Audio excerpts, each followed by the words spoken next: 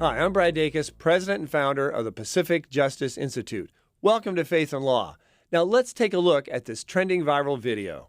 Overnight, a vigil for a 69-year-old Jewish man in Southern California who died after a fight during dueling pro-Israel and pro-Palestinian protests on Sunday.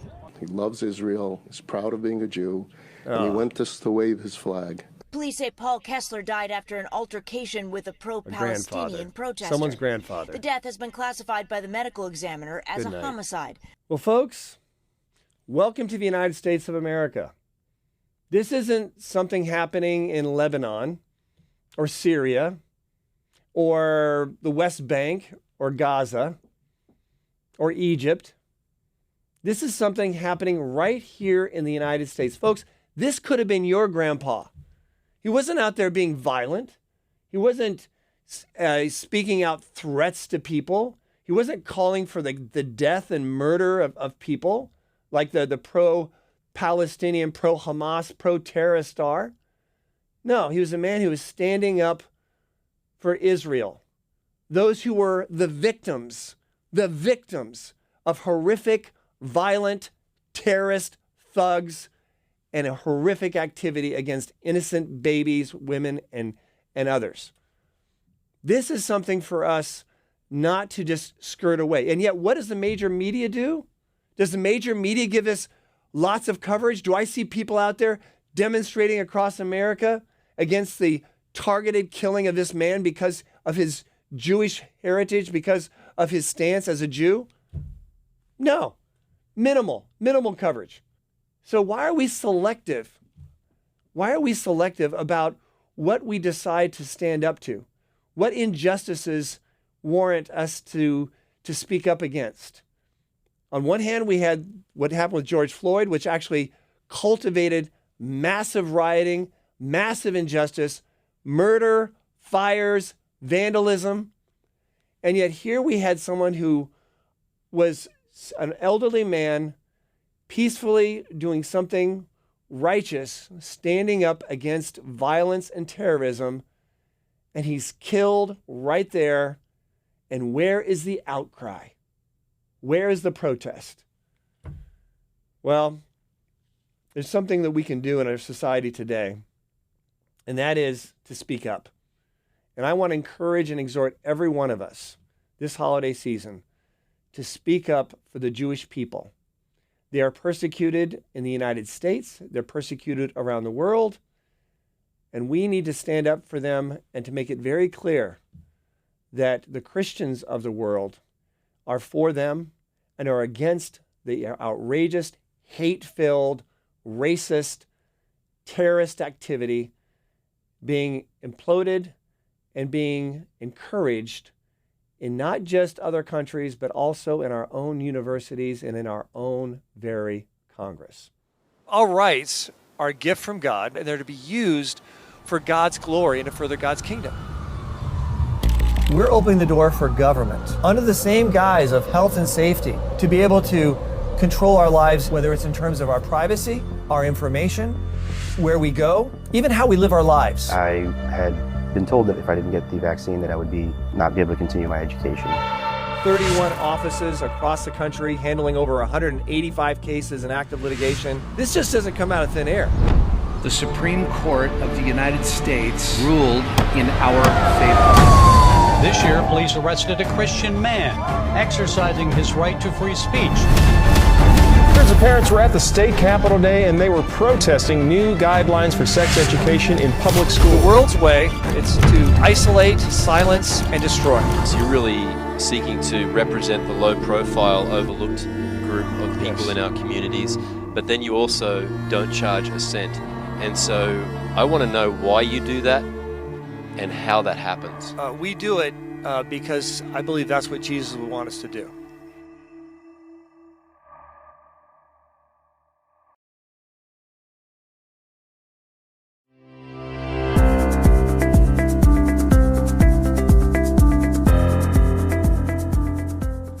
Well, there's positive things that we can do. And one of those things is to promote the family. I believe one of the reasons we have so much of this pro-terrorist activity, so much of this vandalism, is because of a breakdown in the family unit. And to help talk about something positive and proactive that we at PJI are doing to help promote the family unit, I'd like to bring on now attorney from our Idaho office, Catherine Hartley. Welcome to the program, Catherine. Now, Catherine, I understand that you're promoting something to the legislature there in Idaho called the Traditional Family Values Month. What is this? Traditional Family Values Month is a designated time between Mother's Day and Father's Day to celebrate the traditional family and the numerous advantages that a traditional family provides for men, women, and children. You know, Catherine, it hasn't always been this way. We haven't always had such a massive breakdown in the family unit. This is something that's happened over the last several decades, particularly since the Great Society. But what do you specifically attribute to the breakdown in the family unit and the traditional family unit especially? In many ways, it's being criticized. There's a lot of teaching, both overtly and covertly, that the traditional family is not necessarily the best, even though we have so many statistics and data that shows otherwise, really, that the traditional family is indeed, in many different aspects, the most positive thing for men, women, and children. Okay, so if Idaho adopts this resolution, what actual positive benefits can you see coming from this? And do you think this is something that could spread to other states as well? Yes, and this is actually what we want. We want this to spread to other states. And the goal is really to give this viewpoint more of a voice. As you know, in our state of Idaho and all over the country, we have cases where our clients have been punished or disciplined or silenced for expressing their positive view of the traditional family in some way, shape, or form. And so this viewpoint doesn't have much of a platform. And we are presenting this resolution to give this viewpoint a better platform. And this absolutely should happen in every state. That's certainly our hope. And it can be modeled after what we're doing here in Idaho. Now, I'd like to think that, everyone in the country, especially in Idaho, would be in favor of the traditional family unit. But have you had any kind of pushback, any kind of resistance with regards to this resolution? I'm sure that we will receive a lot of criticism. We are expecting that. And specifically, we are expecting to be criticized for presenting this in a way that competes with Pride Month, as everyone knows, is in June and obviously celebrates the non-traditional family. and really, that's not what we're trying to do with this. We just perceive that this viewpoint is being silenced in numerous different ways, and that people with this viewpoint don't feel comfortable expressing their view on it and celebrating the fact that they believe in the traditional family. And so that really is the goal for this. And, as attorneys who litigate in the area of the First Amendment, the First Amendment is for everyone. Every viewpoint should have the right to express that viewpoint. And those who believe in the traditional family are no different. And so that is truly the goal of this. It's not to eliminate other views. It's just to give a bigger platform to people who believe in the traditional family and God's design for the family. Well, Catherine, thank you so much for the work that you're doing there in Idaho. And let's hope and pray that this resolution passes and that it will have ripples and positive effects across the country. Keep up the great work. Now, folks, we have another lawsuit dealing with the breakdown in the family unit in a different angle. It's in the state of Oregon, and it's involving a ministry for women's prisons, yet this ministry is under attack because they are not basically promoting the breakdown of the family unit. To help talk about this, I'd like to bring onto the show now attorney Ray Hackey. Welcome to the show, Ray. Happy to be here, Brad. Ray, tell us about what's going on in this case. Our client is Jody Kinsey, who is a former volunteer minister at Coffee Creek Correctional Facility in Wilsonville, which is about 20 minutes south of Portland. Coffee Creek is an all-women's prison facility, though they do have some males who self-identify as female living there. She was a volunteer minister, so not a paid position, and she had a great relationships with many of the inmates that she worked with one-on-one, or AICs as they call them. AIC stands for adults in custody. And our client has three beliefs.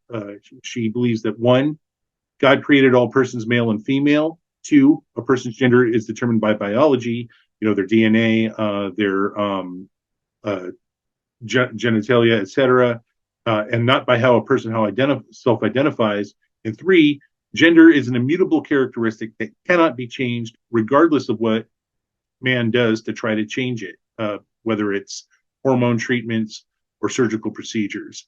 Because she has those beliefs, when the facility asked her to undergo training that required her to use certain pronouns, that required her to commit to using their chosen names rather than given names, she just couldn't do it. She would basically, in order to answer their questions and to get certified, she would have to lie, and the Bible prohibits that too.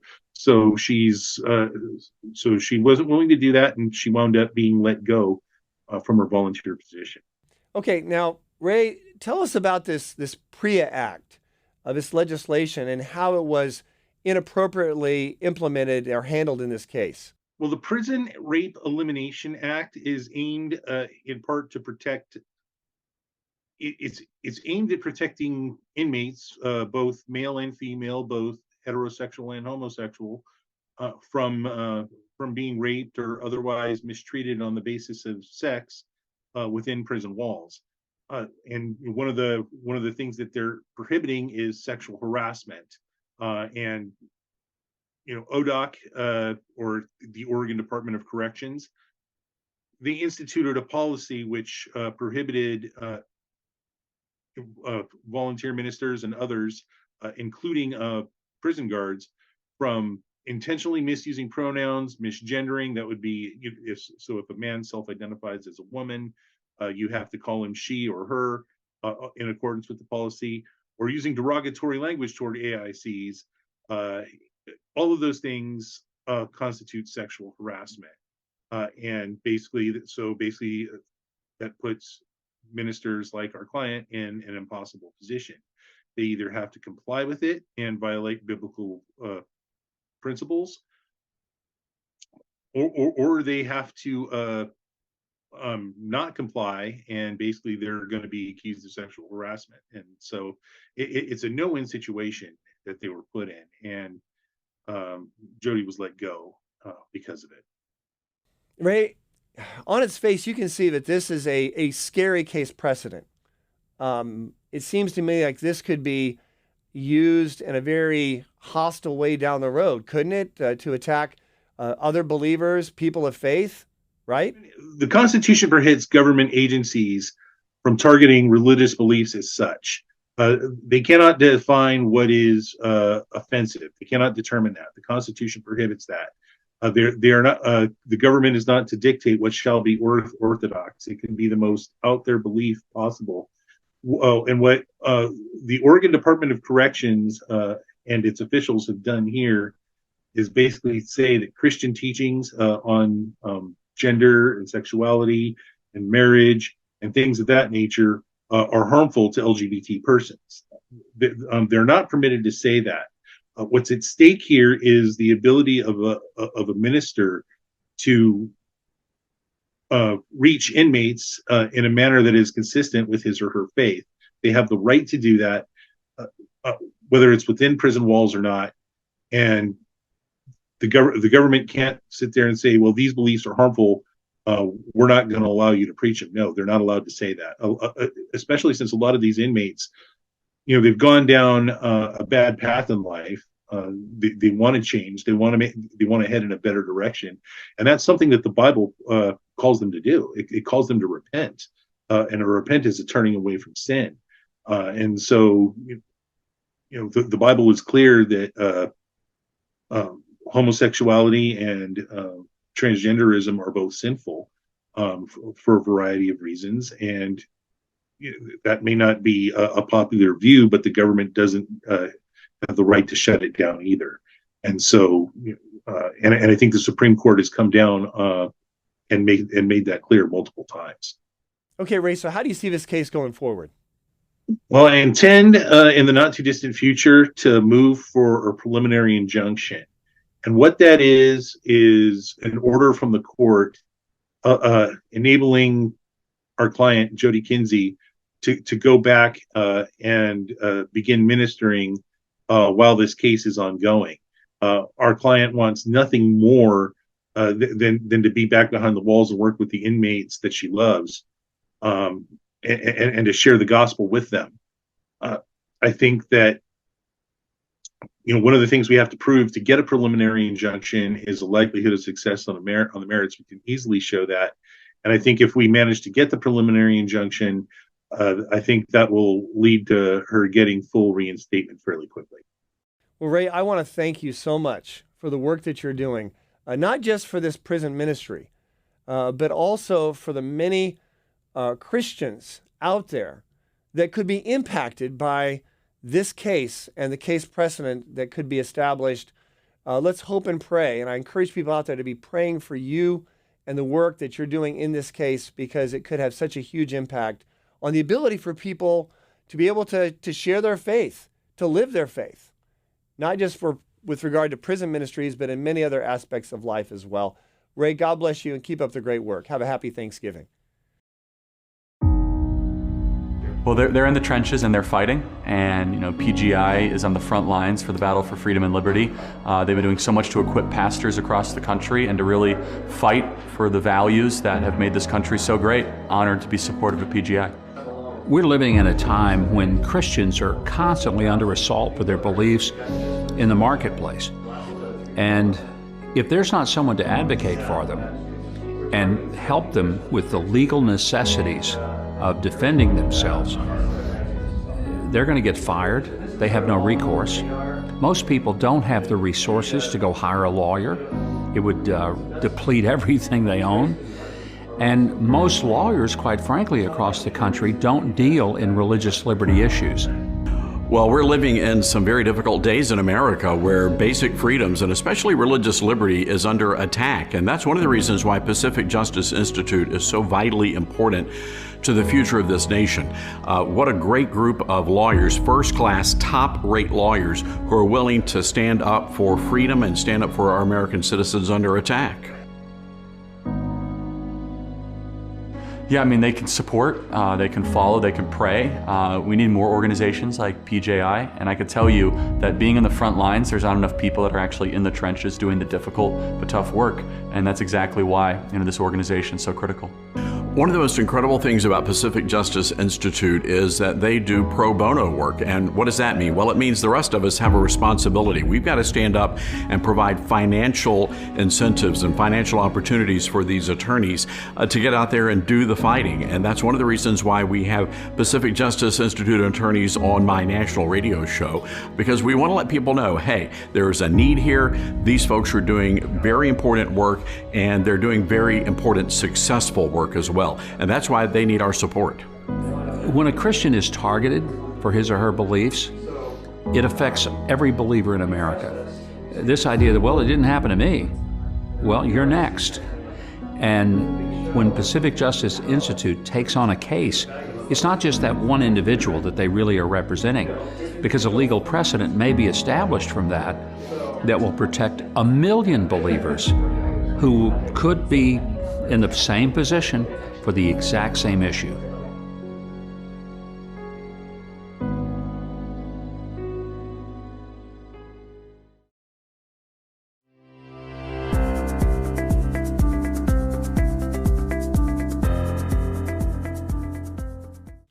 Well, folks, as we look at these atrocities to freedom, to liberty, tremendous injustices, it can be discouraging.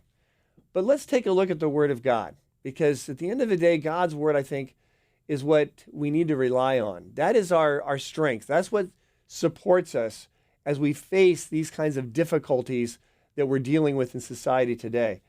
First, take a look at 1 Peter chapter 3, verse 14. It says, "But even if you should suffer for what is right, you are blessed. Do not fear their threats. Do not be frightened." That's a word of encouragement because of the fact that we have a God that is powerful, that is loving, that is just, who will never leave us or forsake us. He knows when these things are happening. He sees them happening. And he promises justice and vindication in the end. And he also offers incredible opportunities for grace and transformation through faith in Christ to anyone who believes, including those who are extremely lost in our society today. Let's take also a look at Galatians chapter 6, verse 9. It says, "Let us not lose heart in doing good, for in due time we will reap if we do not grow weary." It is so easy to grow weary, right? We do good and then we just don't see the results and then we just want to throw in the towel, right? We just say, forget it. I'm moving to Costa Rica, or maybe I'm leaving this job, or I'm quitting my ministry. Well, we can't be discouraged because we don't see the results. What we're exhorted in the scripture to do is to continue to do good. To do good, meaning to obey God, his commandments, including sharing the gospel, sharing the love of Christ, reaching out to a world in need. And by doing so, we know by this scripture that in due time, God will allow us to reap positive benefits for not just, say, ourselves, but even more importantly, for God's kingdom.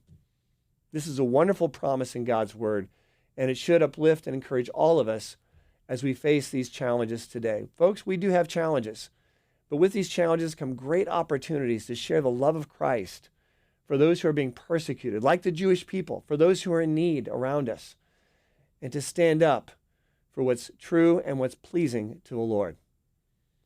So, folks, no matter what we face in society today, no matter what the challenge, no matter how great the obstacle, always keep the faith.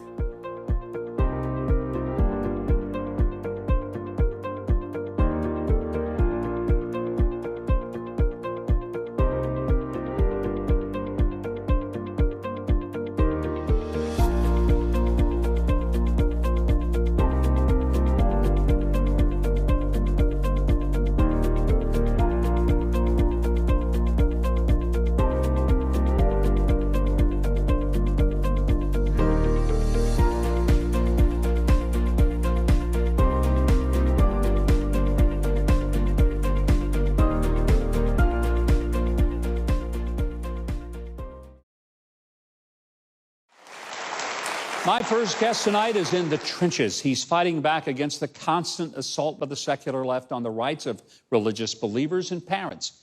He's an attorney. He's a tireless champion of religious liberty, and he's founder and president of the Pacific Justice Institute. Please welcome my friend Brad Dacus.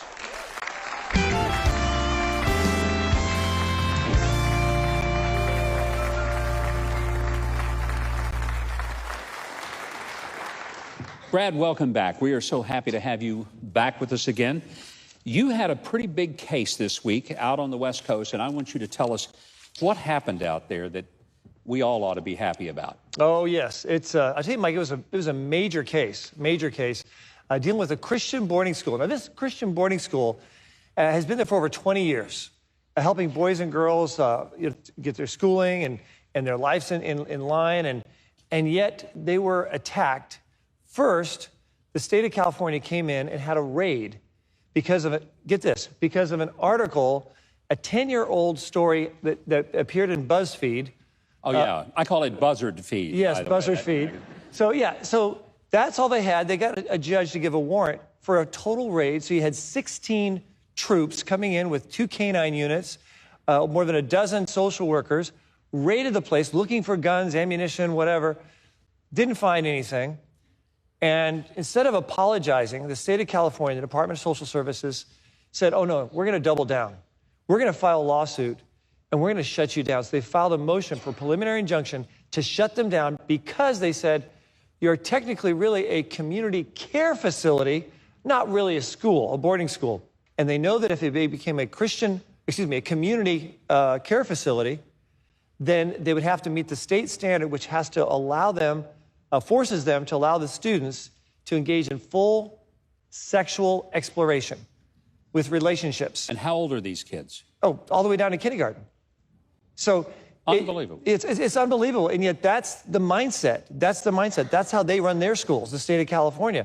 They want to shut down, not just this boarding school, they want to shut down, the state of California wants to shut down every single Christian boarding school that does not adopt to their social worldview and values, which goes totally against a Christian biblical worldview perspective. So it's not about tolerance, it's about intolerance of views that do not subscribe to a more modernistic approach. Right. Is that the long-term agenda, that it's not about tolerance, coexistence, that you believe what you want to believe, I believe what I want to believe, we get along, we live in the same community, which has always, to me, been fair. I don't care if other people want to live their lives differently than me. Right. They should have every right to do that. Right, right.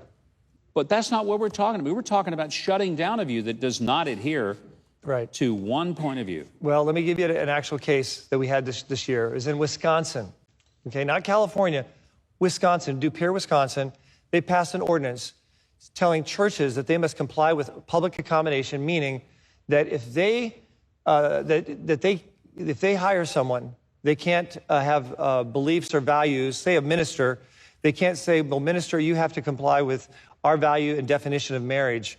If you go and marry someone of the same gender, then you can't work here." Well, they say, if you do that, we're going to shut your church down. Shut it down. Shut it down. And it also applied to a Christian radio station that we defended as well. We went into court, we filed a motion for an injunction, and we prevailed. And the judge said, not only does this violate the state constitution, this violates the U.S. Constitution's First Amendment as well, the Religious Freedom Clause. So it was a wonderful success. But do you know what happened? After this passed, other towns in Wisconsin had already passed this. This was already spreading. And this was in Wisconsin, okay, not Seattle or New York City. So people need to realize how real this is. And that's why we at Pacific Justice Institute are committed to taking on every single one of these cases. We're very unique. We don't just take on a certain case here or there. We work hard to make sure everyone gets help, because all it takes is one of these fires to continue, and then it'll spread. Another case, San Rafael, talking about taxes. Yeah. They issued, this is near San Francisco, it's part of the explanation. San Rafael decided to issue a property tax against all churches and synagogues. And but they called it a per square foot building usage fee. So we went into court and we said, Your Honor, that's a property tax. And the judge realized that there's no limit on what they could tax if they get away with this. This little Baptist